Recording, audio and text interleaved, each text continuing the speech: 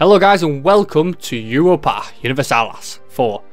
Well basically I'm going to be doing a world domination co-op with a few friends of mine. There's going to be Jason aka Stranger530 and Niell aka Zuries, if I always pronounce his name right. Anyway, hope you enjoy this amazing game. Jason will end up telling you more about it as soon as I join the little multiplayer we've set up already. This is going to be hopefully a successful and great series. It's going to be very long as well, so they live in a time zone 5 hours behind me. They live in Canada and I live in England, so it's going to be quite hard to set up games and that, but hopefully we'll have a lot of content, a lot of good laughs and good battles on this game. So without further ado, I'll join their game and introduce you to them, so I'll see you in a minute. Welcome Jason and Niell to this fine event of recording. Yeah, clearly. So the third attempt. No technical difficulties whatsoever. Yeah, no. Pretty much. Right, let me ready up. So, who's everyone playing as? I'm playing as the England. Jason, you're playing as the French. The French, and Niell's playing as the Ottoman Empire. At the height of their power. So, before the technical difficulty, Jason, what would describe the game again? So basically, the game is to take your country and make them the world's largest superpower. And it shows that by the little mission system it has in the game, where you can set up different objectives for your country to achieve. The overarching goal though is to either conquer the world or become so powerful that everyone pretty much just does whatever you say. So that's pretty much what the game is about. There's a lot of different ways to accomplish these goals, and I mean a lot, like economic, military. You can even be really covert about it and have like a master spy network and just cripple countries that don't do what you want, just with your covert actions. And pretty much the sheer size of this game is just absolutely amazing. It's the world. It's huge. Yeah, it's the entire planet. Whole world. It's Earth. Yeah, it's Earth. And so able Earth to take 1580. Just to take over the whole world, it'll take you how long do you think? Oh, a long time. If for you to annex every individual property in the game, it would take you. Depending how long you actually bash the game.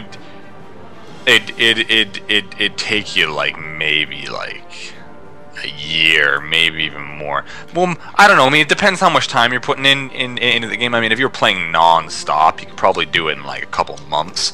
But see, the reason why it's really difficult is because when you attack a country, you can't just annex the entire country. You have to chip away at it. You can take a couple provinces from them here and make do a peace. Few series of wars. Yeah, because you can't just annex the entire country. I mean, think about it in real life terms. I mean, you wouldn't be able to just absorb another country into yours just in one. Exactly.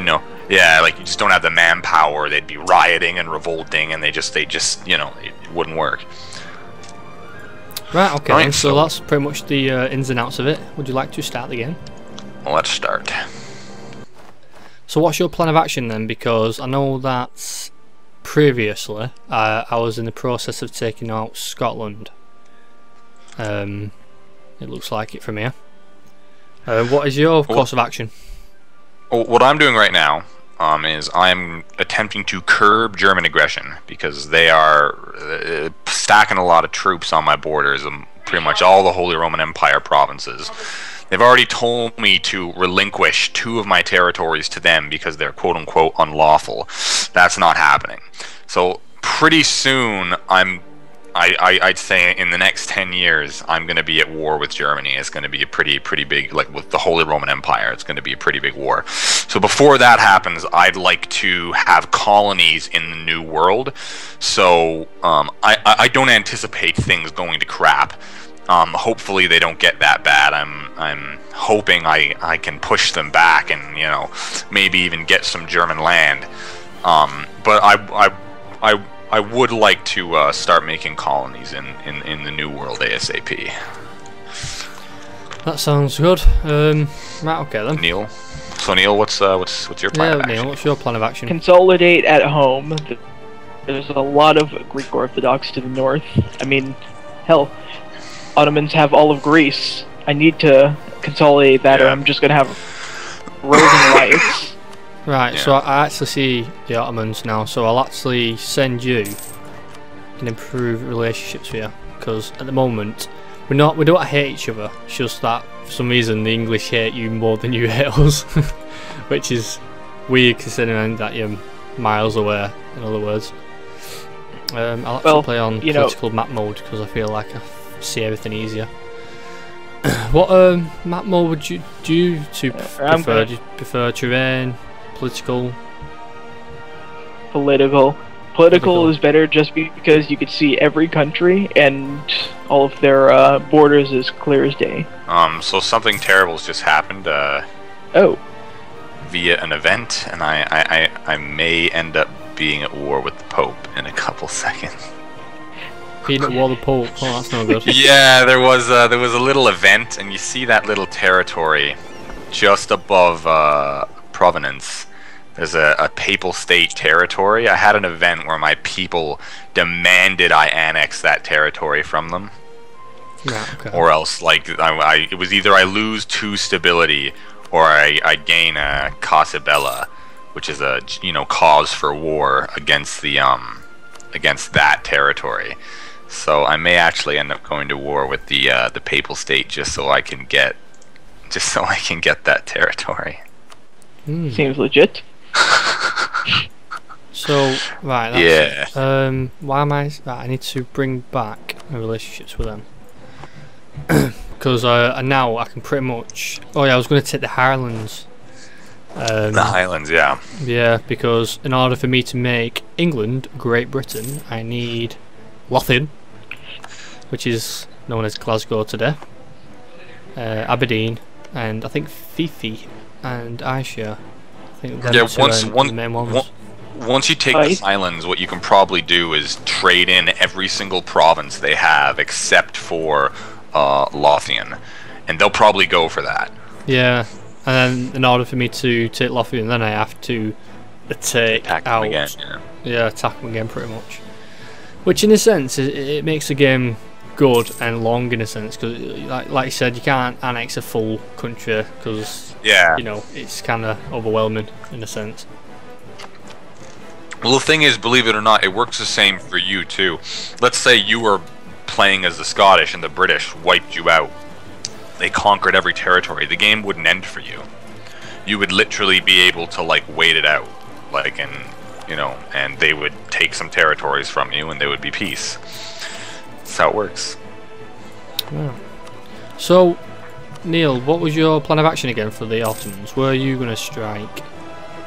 Because you've got a really big continent, right now, to be honest. consolidating power at home is what I'm doing most. Because, again, I have a lot of Greek Orthodox and roving revolts that I don't want to see coming up and biting me square in the back when all my fighting is going to go. Well, when I do have to fight, I'm going to Triopolis. I'm going to take all of North Africa. Right, well, I've just sent you an alliance invite. I don't know if you've just got Yeah, that. I saw it. I accept. Good, now I can see all of your army. So you've actually got not a bad sized army, if I'm honest with you. Oh yeah. I really want to declare war on the Pope. Who's the Pope allied with? Let's find out. I think everyone. Pretty much everyone. He's actually not. He has no allies, as a matter of fact. He's got Genoa and Saxony that would actually come to war with him. And he hates me. I don't know. I really want. I don't know if the time is right though. He has no business owning that territory. It really is mine. Right, so Jason, could you explain the trade thing again? Oh, with the trade hubs, yeah. So basically, the way it works, if you see in Antwerp there, that's a trade hub, right? So what you do is you send a merchant there to quote unquote collect the trade Like, so basically he collects like money that's going into that port. Now, but basically based on, you know, how if you own it, how many trade ships you have, if you have a merchant there, etc., etc., and it shows it all there in the little tab, and it'll show you how much trade power and then retained trade value. So right now for Antwerp, even though it's a German place there, 100% of the trade power is being retained because I have my merchant there collecting the money. So I'm getting 10.30. Oh, it just dropped on me actually. 9.1 gold per month is being retained from that trade port. Now you can also send a merchant there to have the basically have the money run what they say downstream, and what I'm pretty sure that means is it goes to like the next trade port, so like one for example that you would own, and then you can have your merchant there collect it all at your own port instead of, you know, trying to collect it at their port where they would have more trade power. I see. Yeah. So basically, this game in a sense is just massive. It's a lot to take in other words. It's huge. It's huge. Yeah, it can get a bit overwhelming in a sense. And I mean, you can take over the world economically too. Like you can kind of choke the market out if you do have a lot of merchants, and you can kind of prevent other people from trading, and like with blockades, and you know. I think it'd be a little bit hard. I think it would be a little bit harder to play that way, but it's definitely possible. Right. Well, I've took over Irelands now. Highlands. They're still letting me annex everything though, and I still have enough positive points in order to probably take the Western Isles. They won't give you a Lothian either, though. I know, I need, because it's positive 155 and negative -78, which is a big difference, so I might still be able to get the Western Isles. If I can, I've got a big chance then, because all I have to do is take two more continents, and then I can take Lothian, and then become Great Britain. There you go. So, in order to actually become them, annex vassal. I can't believe I have to wait 10 years. That's believe it or not, though, it's really not as long as you think it is. Believe it or not. I know. I mean, even if we're on +2 here, I mean, we don't want to go any higher than that in case we like go out of sync. But literally, a day goes by every second. If you go 1 Mississippi, 2 Mississippi, 3 Mississippi. See what I'm saying? Like if literally it like that. Every second a day goes by. So it's alright. I mean, you can speed it all the way up to speed 5, and the days just go rapidly. About a month is like 5 seconds in it. Now, I just want to say, for the sake of the recording and anyone trying to play on multiplayer, what we've found, I don't know if anyone else, it could just be a computer issue. It could be something as simple as you know, like distance between where we all live, but we found if you put it any higher than 2, it tends to desync, and if you switch the speed around a lot, it also can cause a lot of desync issues, which is why we are playing it at 2, if anyone's wondering. Right, okay, well, that sounds fair enough, doesn't it? The problem is now, Jason, our like diplomacy is shot down quite a lot. Now we're -18 and -19. Before it was like you was +8 to me, and unless it's because I'm attacking France and I'm at war, I think that's the only explanation. Actually, it's because the improved relations, it goes -3 every year. It goes down, like the effects of the, you know, ambassador greasing the palms wears off. If you mouse over it and hold it there, it'll tell you. It's the improved relations -3 each year. It's going down. Hang on a second. Go to diplomacy. Yeah. And your rival is Spain. Now if you change that, it's because I'm allied with them, and it's knocking us -25. So if you and your enemies was Spain as well, it's saying here. Okay. So if you click on it and change your rival to someone else. Well, the reason why Spain's one of my rivals is because they're my rival. Like they've done that to me, so I put it back to them. You see? Yeah. Well, I'm saying is you actually rivals with Niell as well. I'm rivals. Oh, I am too. Yeah, but that was before he started playing as them. I'll switch that out right now. Actually. Could do with actually sending. Maybe I'll make it the Pope. Yeah, I don't really like the Pope. Take that guy down. We actually can't send royal marriage to each other, Niell, because we're different religion. Yeah, Muslim and I'm Catholic. I think I actually am going to go ahead and declare war on the Pope. Dynastic. They will most likely accept, but I cannot do a royal marriage Christian. Yeah, because you're Muslim and I'm Christian, so they won't let me. Which is a bit weird. Oh, that kind of sucks. Oh well, we're real allies anyway. It was just helpful, so then we could like, if we tried, if we weren't able to get alliance, then that would have helped. But it's alright. It's just for some reason we're having issues with France. Oh, now we're +3. Hang on. Quick. Oh, I still can't. Alright, gentlemen. Gentlemen, I think I'm going to war with the Pope. Oh, sounds terrible. I'm not gonna call you guys in on it. They are allied with Genoa and Savoy. So where? Oh, they're right there. I don't think I could help you anyway, Jason, because I'm literally struggling at the minute myself. So, that's fine. I could help you, but I'd be going in from the other way. I'm just gonna maneuver some of my armies down from my Austrian border down to southern. I'm gonna do it. I don't need help. I was just, I just had to figure out where Genoa is and these few other countries, and I know where they are now. So it's NBD, as they say. So how does the technology side work?